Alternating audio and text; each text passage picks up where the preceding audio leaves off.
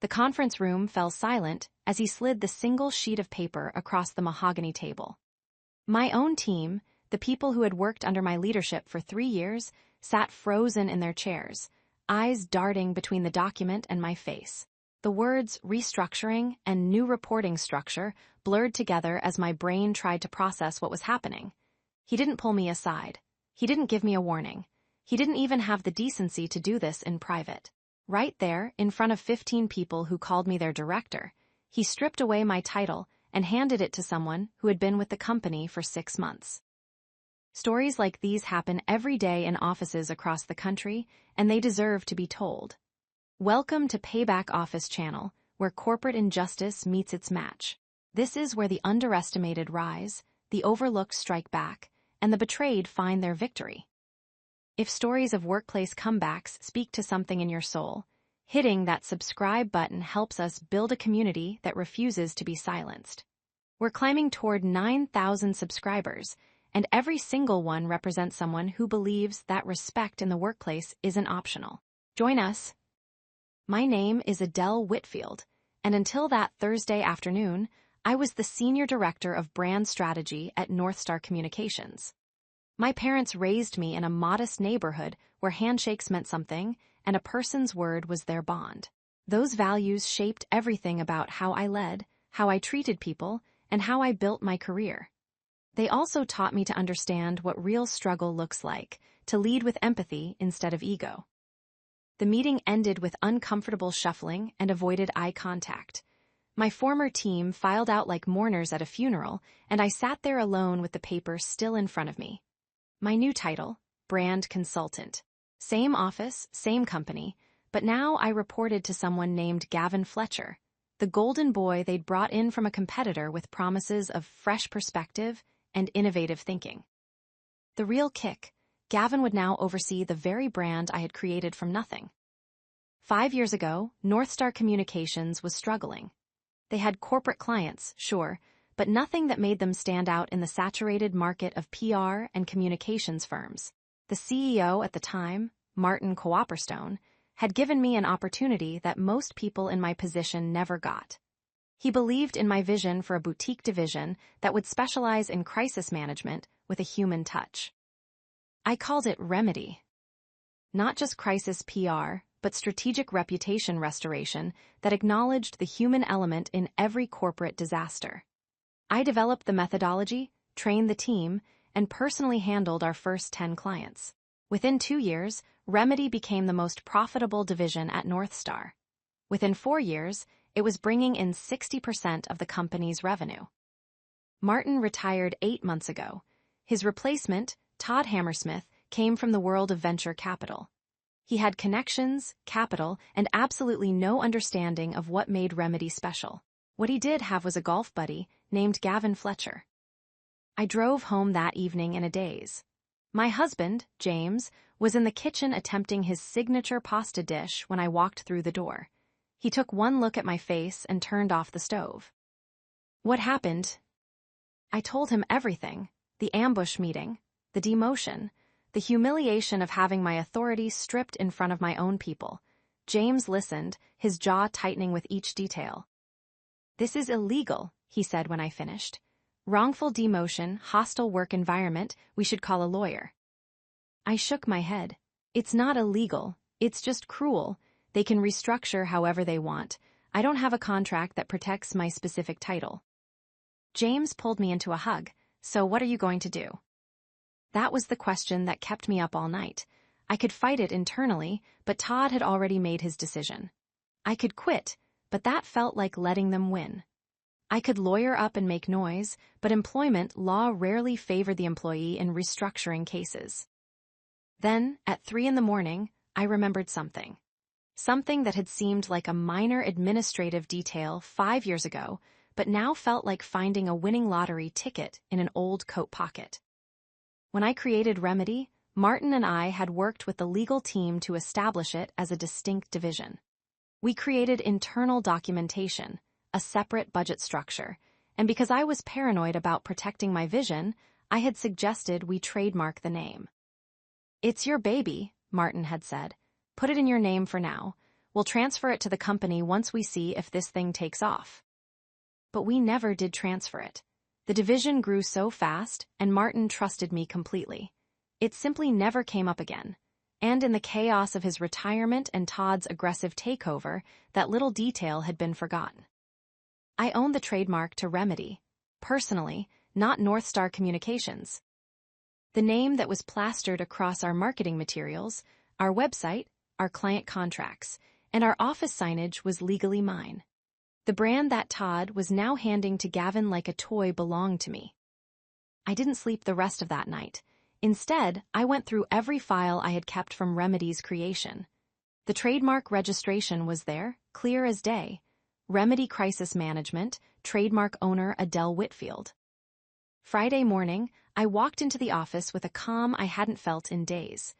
Gavin was already in what used to be my office, rearranging the furniture. He looked up when I knocked on the open door. Adele, hey, I wanted to talk to you about the transition. I know this is awkward, but I'm really looking forward to working with you. Your institutional knowledge is going to be invaluable. Institutional knowledge. Like I was a filing cabinet instead of the architect of everything he was now claiming. I'm sure you'll do great, I said, keeping my voice neutral. I just need to grab a few personal files from the shared drive. I spent the morning documenting everything. Client lists, methodology frameworks, training materials, all of it was backed up to my personal drive. Not stealing company property, just making sure I had copies of the work I had created. At lunch, I made the call, not to a lawyer, not yet, to Martin Cooperstone. He picked up on the second ring. Adele, how are things at North Star? Complicated, I said. Do you have time for coffee? We met at a cafe near his house in the suburbs. Martin had aged well in retirement, looking more relaxed than I'd ever seen him in the office. But his expression darkened as I explained what Todd had done. That's a mistake, Martin said flatly. Todd doesn't understand what he has. Remedy isn't just a service offering. It's a culture and approach. It's you. I know, I said, which is why I wanted to remind you about something, the trademark.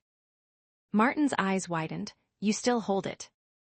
Never transferred. It's been in my name for 5 years. He sat back in his chair, a slow smile spreading across his face. Well, that changes things considerably. Martin made a call right there at the cafe. 20 minutes later, we had a meeting scheduled for Monday morning with his personal attorney, a sharp woman named Lydia Hartman who specialized in intellectual property. The weekend crawled by. James kept asking if I was sure about what I was planning, and honestly, I wasn't. This felt nuclear. But every time I doubted myself, I remembered sitting in that conference room, watching my authority dissolve while Todd smirked at the head of the table. Monday morning, Lydia laid out my options with clinical precision. The trademark is unquestionably yours, she said, spreading documents across her desk. North Star Communications has been using your intellectual property without a licensing agreement for 5 years. Technically, you could have sued them at any point. I don't want to sue them, I said. I want leverage. Lydia nodded. Then we send a cease and desist. They have 30 days to stop using the Remedy name and branding or face legal action for trademark infringement. What will that do to the division? I asked. Chaos, Lydia said bluntly. They'll have to rebrand entirely. New website, new marketing materials, new client communications. And they'll have to explain to existing clients why the Remedy they hired is now called something else. In crisis management, brand consistency is everything. This will devastate their credibility. Martin leaned forward. Unless they negotiate. Unless they negotiate, Lydia agreed. I took a deep breath. Send the letter. The cease and desist went to Todd's office via courier Tuesday morning. I was at my desk, now relegated to a small corner office that used to belong to an intern, when I heard the yelling. Todd's voice carried through the executive floor.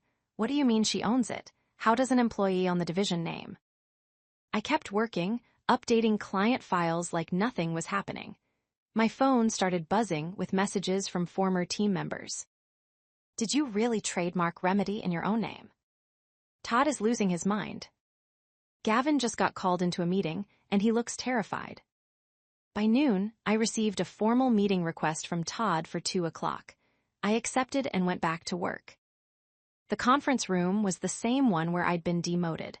Todd sat at the head of the table, red-faced and barely controlling his anger. Gavin was there too, looking confused. The company's legal counsel, Andrew Yashida, sat to Todd's right with a folder full of documents. Adele, Andrew began, his tone carefully neutral.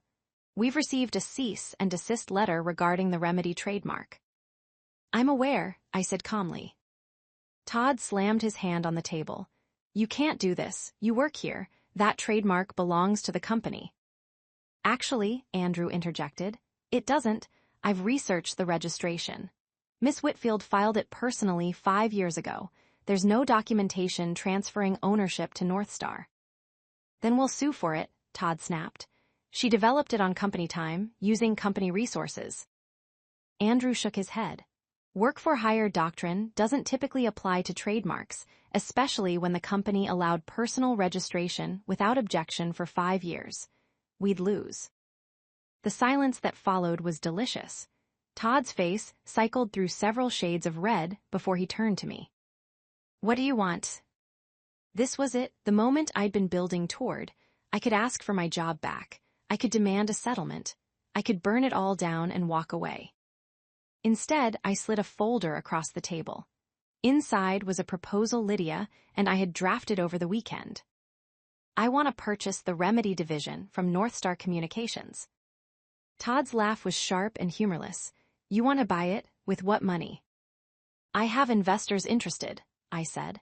Martin had connected me with 3 of his former business partners who had been looking for exactly this kind of opportunity. You'll get a fair market valuation. I'll take the staff, the clients, and the infrastructure. North Star keeps everything else. This is insane, Gavin said, speaking for the first time.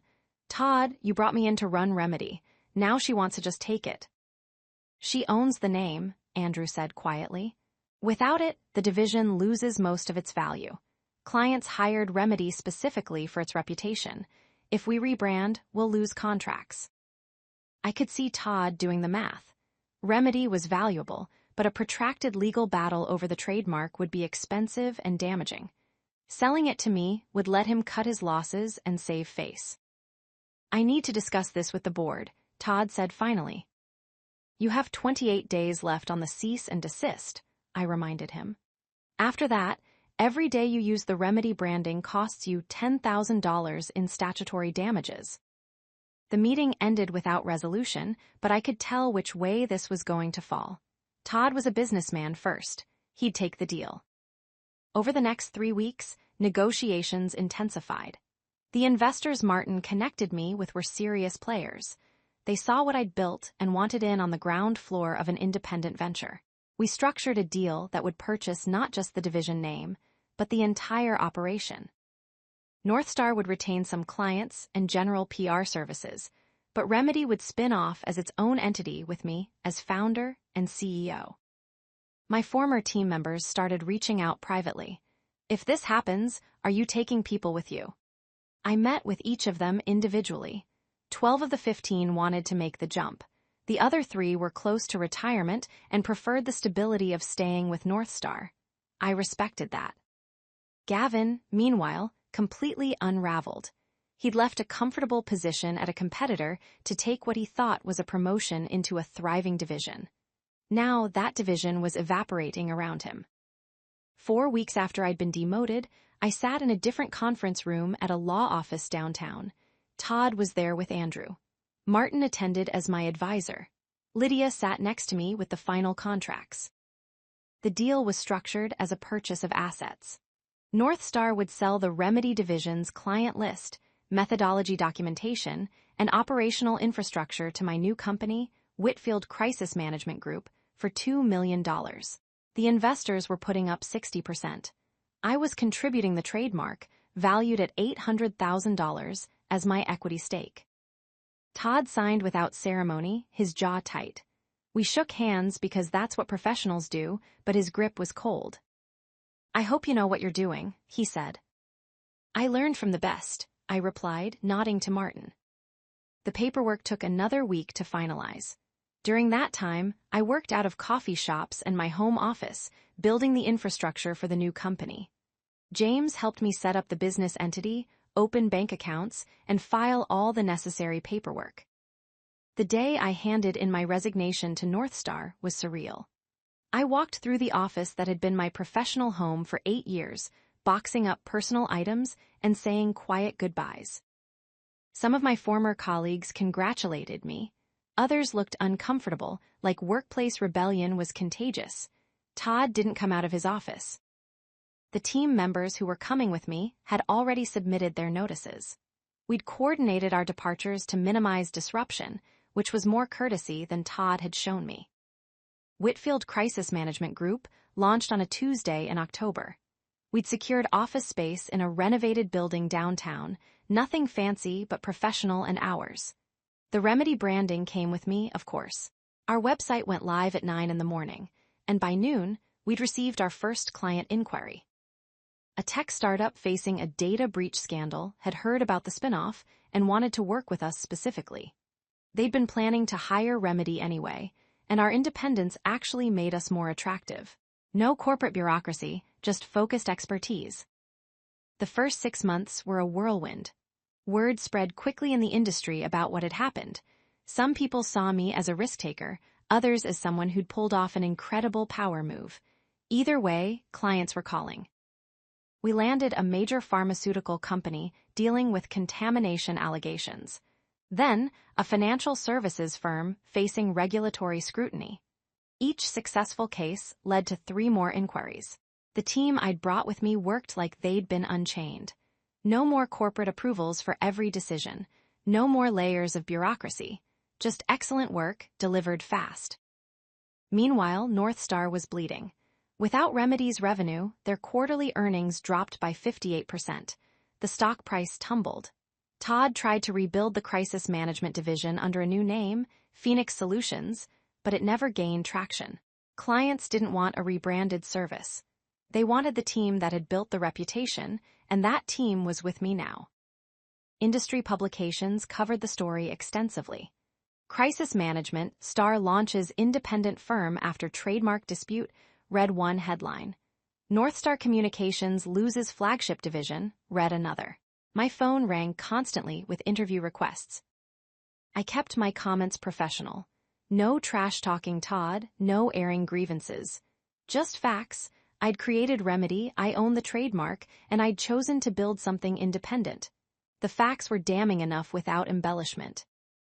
6 months in, I heard through the industry grapevine that Gavin had left North Star. He'd lasted exactly that long before realizing there was nothing left to manage. The division he'd been brought in to lead had walked out the door. He ended up at a mid-tier firm, a significant step down from where he'd been. I didn't take pleasure in his failure, but I didn't lose sleep over it either. He'd been willing to accept a role built on someone else's humiliation. That came with consequences. By month 8, Whitfield Crisis Management Group was not just surviving, but thriving. We'd grown from 12 employees to 22. Our client roster included names that made investors very happy. Revenue projections showed we'd be profitable by month 10. The investors who'd believed in me were ecstatic. Martin, who'd taken a small equity stake just to be part of it, kept telling me he was proud. That meant more than any dollar figure. Year 1 ended with numbers that exceeded every projection. We'd brought in $8 million in revenue and netted a profit of $1.2 million after all expenses and reinvestment. The team was happy, clients were renewing contracts, and new business was coming in faster than we could handle it. North Star's annual report, by contrast, was brutal. They'd lost major clients, their stock was down 40% from the previous year, and there were rumors of layoffs. Todd's bold restructuring had restructured the company right into crisis. I was at an industry conference 14 months after launching Whitfield Crisis Management when I saw him. Todd was there, looking older and worn down. Our eyes met across the networking reception, and for a moment, I thought he might just walk away. Instead, he approached. "Adele," he said, his voice lacking its usual authority. "Congratulations on your success. I've been following the coverage." Thank you, I replied, unsure where this was going. He glanced around, then met my eyes. Can we talk privately? We found a quiet corner away from the crowd. Todd looked at his shoes for a moment before speaking. I owe you an apology, he said. What I did, the demotion, the way I handled it, it was wrong. Not just strategically, though obviously it was a disaster for North Star. It was wrong on a human level. You built Remedy. You made it valuable, and I treated you like you were disposable.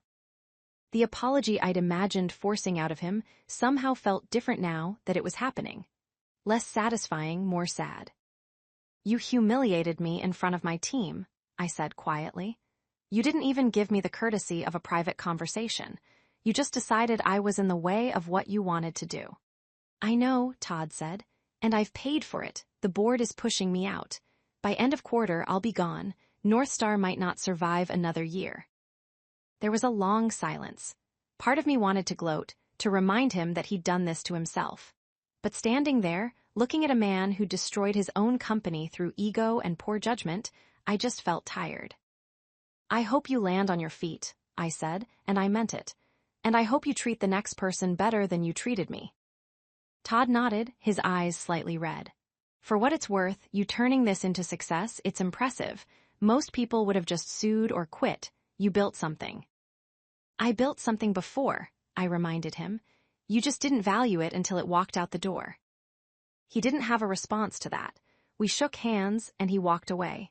I watched him go, this man who tried to diminish me and ended up diminishing himself instead. James asked me that night how it felt, getting the apology. Honestly, empty, I said. I thought it would feel like winning, but it just felt like closure. The real win was never about making Todd sorry. It was about building something he couldn't touch. Year 2 brought even more growth. We opened a second office in Boston to serve East Coast clients better. I promoted one of the team members, Holly's Brennan, to Chief Operating Officer. This freed me to focus on strategy and business development, while he managed day-to-day operations. We also started something I'd always wanted, a fellowship program for young professionals. Each year, we'd bring in 4 fellows from diverse backgrounds and train them in crisis management. It was my way of paying forward the opportunity Martin had given me. The trademark that had started everything hung in a frame in my office, not as a trophy, but as a reminder. A reminder to always protect what you build. A reminder that your worth isn't determined by someone else's assessment. A reminder that sometimes the best revenge is building something undeniable. North Star filed for bankruptcy 18 months after I left. They were acquired by a larger firm for parts, essentially dismantled. Todd's legacy was destroying a company that had been stable for 20 years before he touched it. Gavin bounced around the industry for a while before leaving it entirely. I heard he went back to school for something different. I hoped he found a better fit. Martin became my trusted advisor and friend until he passed away suddenly from a heart attack in year 3. His funeral was packed with people whose careers he'd championed. I spoke about how he'd believed in my vision when it was just an idea, how he'd taught me that good business and good ethics weren't mutually exclusive. By the end of year 2, Whitfield Crisis Management Group employed 35 people across 2 offices. We'd handled over 100 clients and resolved crises that would have destroyed reputations without skilled intervention. Our revenue hit $15 million with healthy profit margins. But the metric I was proudest of wasn't financial. It was culture. Employee satisfaction surveys showed 92% of our team felt valued and respected. Retention was extraordinary. People who joined us stayed because we'd built something different. This was what I'd wanted to create at Remedy, but couldn't fully realize under corporate constraints. A place where talented people could do their best work without politics or ego getting in the way, where your contributions mattered more than your ability to navigate bureaucracy. The investors who'd believed in me from the beginning had seen returns that exceeded their projections. More importantly, they trusted me to keep building. No pressure to sell, no pressure to cut corners for short-term gains. Just steady, sustainable growth built on excellence. I thought often about that conference room, that piece of paper sliding across the table, the moment everything changed. It had felt like the end of something, but it had been the beginning. The trademark had been my leverage, but the real power came from knowing my worth clearly enough to stake everything on it. That clarity didn't come from arrogance. It came from years of measurable results, from relationships built on trust, from understanding exactly what I'd contributed. When you know your value in concrete terms, nobody can gaslight you into accepting less. They can try, but the facts don't change. That's what I told the young professionals who reached out, the ones facing their own versions of workplace injustice. Document everything. Know your worth in concrete, measurable terms. Build relationships based on mutual respect. And when the time comes to stand up for yourself, have evidence and a plan, not just anger. The trademark was my plan. For someone else, it might be a specialized skill or a portable client relationship or documented proof of contributions. The specifics matter less than the principle. Never be so dependent on someone else's goodwill that you can't advocate for yourself. 3 years after that awful Thursday afternoon, I stood in our main conference room for a team meeting. 35 people who'd chosen to bet on this company to build something meaningful together. We just landed our biggest client yet, a Fortune 100 company facing a major crisis. Looking around the room at these talented, dedicated people, I realized this was the payback. Not Todd's apology or North Star's bankruptcy or even the financial success. This, building a place where people could do their best work and be treated with dignity. Creating something valuable that couldn't be taken away. The business world had tried to tell me I was worth less, that I was disposable, that my contributions could be handed off to someone's golf buddy without consequence. But I'd had something deeper to stand on. Parents who taught me that your worth isn't determined by how others treat you, that integrity matters more than titles, that dignity is portable. Those lessons from a modest childhood had been my foundation when the corporate world tried to diminish me. They'd given me the strength to stand up, the wisdom to plan carefully, and the courage to walk forward instead of just away. James and I celebrated that 3rd anniversary of the company with a quiet dinner at home. He'd been my rock through all of it, believing I could build something even when I doubted myself. Any regrets? He asked over wine. I thought about it honestly. Regrets about the demotion, about the conflict, about the risk of starting over. No, I said. I wish Todd had been decent enough to handle things with basic respect, but I don't regret where it led. Getting knocked down forced me to confront what I really wanted, and what I wanted was this: freedom to build something aligned with my values. The story eventually made it into business school case studies. The remedy case, intellectual property and workplace transition, became required reading in several entrepreneurship programs. Students analyzed the trademark oversight, the negotiation strategy, the successful spin-off. What they sometimes missed was the human element. The fear, the doubt, the sleepless nights wondering if I was destroying my career over pride, the moments when quitting felt easier than fighting. Those elements didn't make it into case studies, but they were the real story. Business is human, power dynamics are human, and justice, when it comes, is deeply, satisfyingly human. I kept the original trademark registration document framed in my office. Not as a trophy, but as a reminder of what's possible when you refuse to accept someone else's assessment of your worth. That single piece of paper represented a moment when a small administrative decision became a life-changing asset. But more than that, it represented a principle. Always protect what you build, because you never know when you'll need to stand on it. The industry continued to change, and we adapted with it. New types of crises emerged, social media transformed reputation management, and we stayed ahead by investing in learning and innovation. The foundation remained solid because it was built on competence, integrity, and respect. I started teaching adjunct courses at a local university in crisis management and business ethics. It was my way of giving back, of helping the next generation navigate the challenges I'd faced. My students were idealistic and brilliant, and I tried to prepare them for the reality that they'd face injustice without crushing their optimism. Some of those students ended up working for us. Others went to competitors or started their own ventures. I cheered for all of them because there was room for everyone who did the work with integrity. The payback wasn't the trademark claim or the business success or Todd's apology.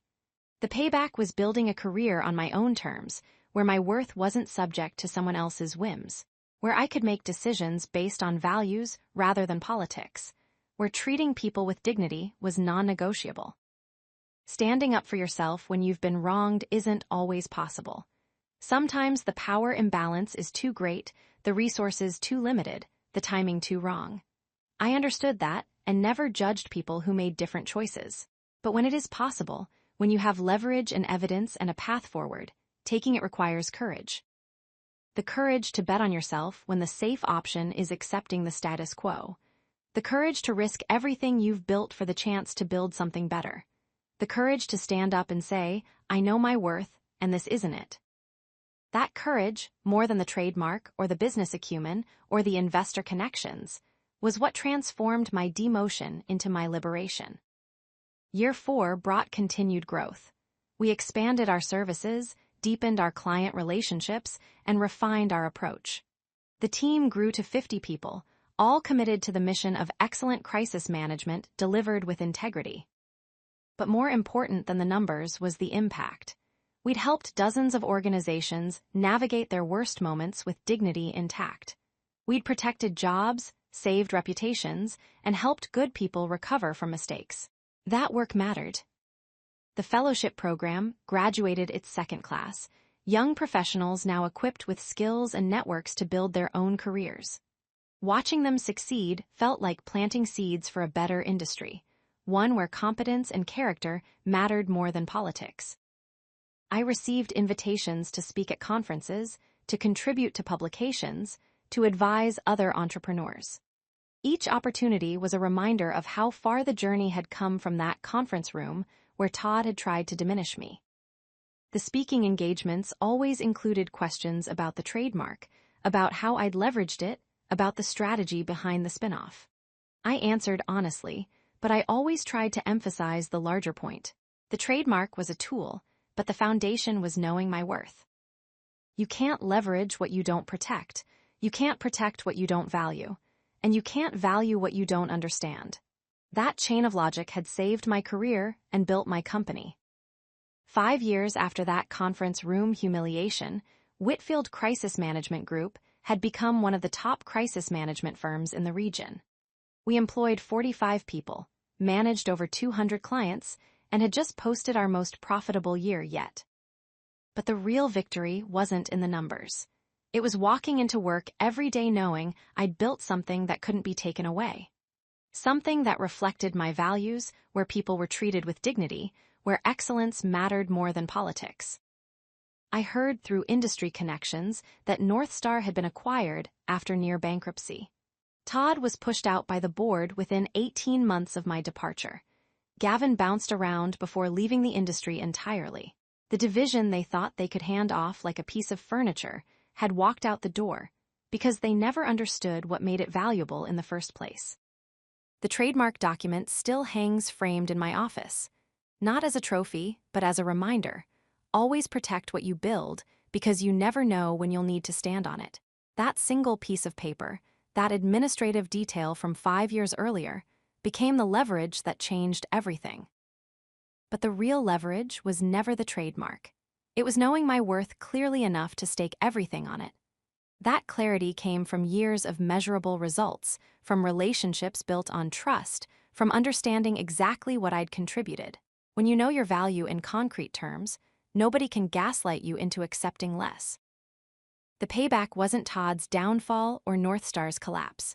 The payback was building a career on my own terms, where my worth wasn't subject to someone else's whims, where treating people with dignity was non-negotiable, where I could wake up every day and know that what I built mattered.